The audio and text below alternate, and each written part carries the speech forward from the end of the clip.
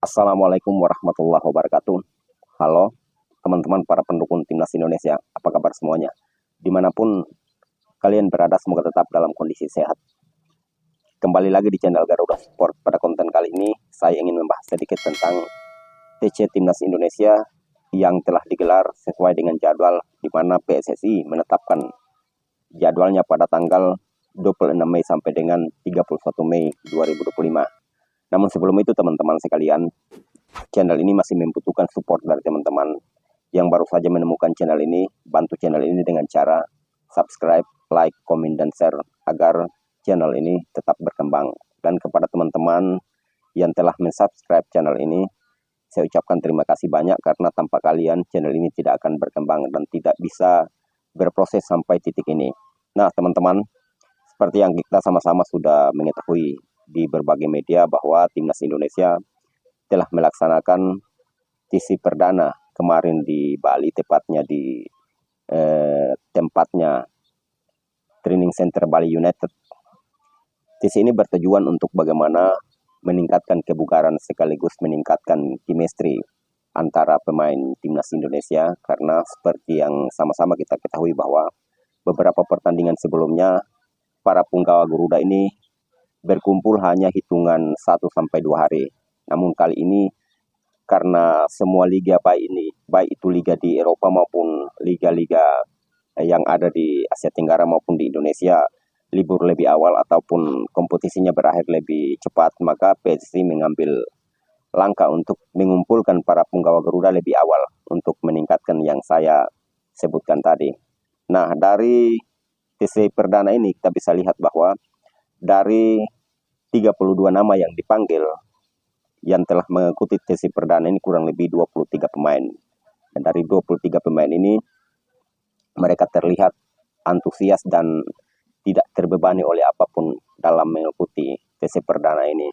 Karena ada kurang lebih 9 pemain, dalam hal ini salah satu penjaga gawang kita Martin Paes, kemudian Nesselgers, Kevin Dix, Kelvin Verdong, Eliano, dan lain sebagainya. Mereka belum bergabung karena mereka masih menyelesaikan pertandingan terakhir mereka di klub masing-masing. Namun menariknya di sini teman-teman, ada pemanggilan satu pemain dari klub Liga 1 yaitu Persib Bandung yang akan menggantikan Septian Bagaskara, yaitu Beckham Putra. Pemanggilan ini sekaligus menjawab perdebatan yang saat ini terjadi, di mana 32 nama yang kemarin-kemarin dirilis oleh PSSI lewat rekomendasi dari Peter Clever, banyak yang bertanya-tanya kenapa Persib Bandung tidak ada pemain yang dipanggil. Nah, ini merupakan sebuah perdebatan di antara kita penggemar sepak bola. Kembali lagi, secara pribadi saya ingin menyampaikan kepada kita semua bahwa ini bukan tentang menjuarai Liga 1 atau tentang pemain siapa yang dipanggil, pemain siapa yang tidak dipanggil. Namun ini kembali lagi kepada kebutuhan pemain. Karena tim kepelatihan maupun kepala pelatih tentunya memiliki pandangan tersendiri dalam hal memanggil pemain. Di saat di semua lini yang ada di Timnas Indonesia sudah menurut mereka bahwa itu sudah cukup untuk pemain-pemain yang dipanggil, maka itulah pemain yang dipanggil. Karena menurut mereka yang dipanggil ini sudah sesuai dengan ekspektasi harapan mereka dalam hal mereka menangani Timnas Indonesia. Namun tak apalah, karena perbedaan pendapat adalah hal yang wajar. Namun jangan sampai karena dengan perbedaan pendapat itu menjadikan kita bermusuhan ataupun sampai pada timbul konflik dan lain-lain sebagainya. Oke teman-teman, saya berharap bahwa marilah kita percayakan semuanya kepada Peter Closer dan timnya.